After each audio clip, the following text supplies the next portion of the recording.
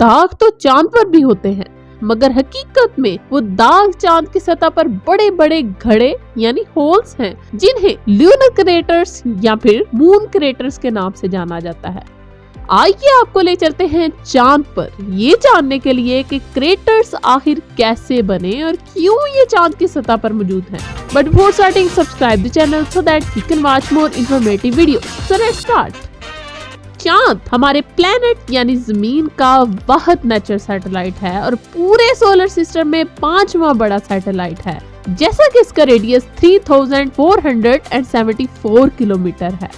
अगर बात करें कंपोजिशन की, तो चांद oxygen, silicon, magnesium, iron, calcium, aluminium, chromium, titanium और मैंगनीज वगैरह से मिलकर बना है, जबकि अंदरूनी साख बिल्कुल हमारी जमीन की तरह कोर, मेंटल और क्रस्ट पर मुश्तमिल है। इनमें लूनर न्यूक्लियस यानी कोर आयरन, सल्फर और कुछ दूसरे एलिमेंट्स पर मुश्तमिल है, और मेंटल एक पथरीली तह है जो कि आयरन और मैग्नीशियम पर मुश्तमिल है, जबकि क्रस्ट बहुत ज्यादा एलिमेंट्स के मजमूए से मिलकर बनी है।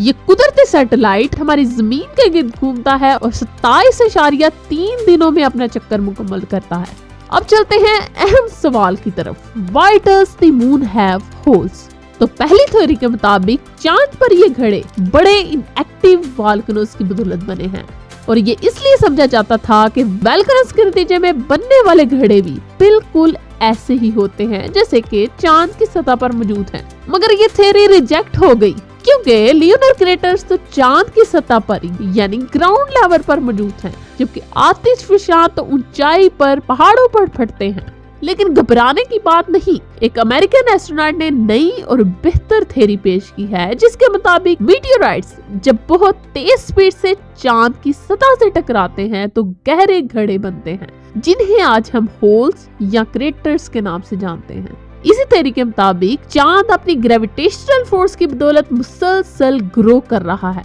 ये ग्रेविटी रॉक्स, डस्ट और एस्टेरॉइड्स को अपनी तरफ खींचती है, जो इसके इर्द गिर्द स्पेस में तैर रहे होते हैं।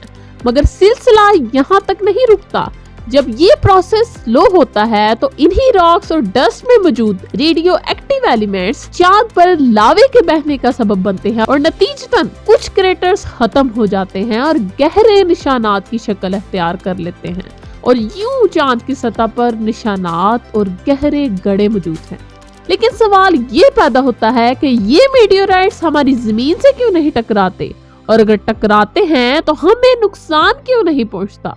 And the answer is yes, ये मीटियोराइट्स हमारी जमीन की तरफ भी आते हैं, but thanks to our atmosphere. जब एटमॉस्फेयर की लेयर से ये मीटियोराइट्स टकराते हैं तो ये जलकर राख हो जाते हैं या टूट जाते हैं, और अगर कुछ हिस्से जमीन तक आ भी जाएं तो इतने छोटे होते हैं कि हमारी जमीन को नुकसान नहीं पहुंचा पाते।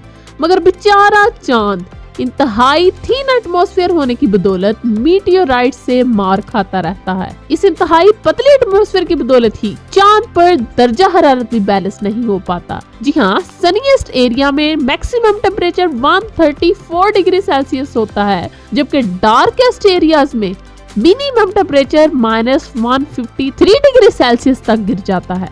लेकिन आपसे आज एक सवाल है कि क्या चांद के पास अपनी रोशनी मौजूद है? अगर हाँ तो कैसे, और अगर ना तो वो कैसे रोशन है? Please write in comment section. Other videos link on moon is in description and I but, so just go and check it out. मुझे उम्मीद है कि ये इन्फॉर्मेटिव वीडियो भी आपको बहुत पसंद आई होगी। So like, comment and share before leaving. अल्लाह हाफिज। पाकिस्तान जिंदाबाद।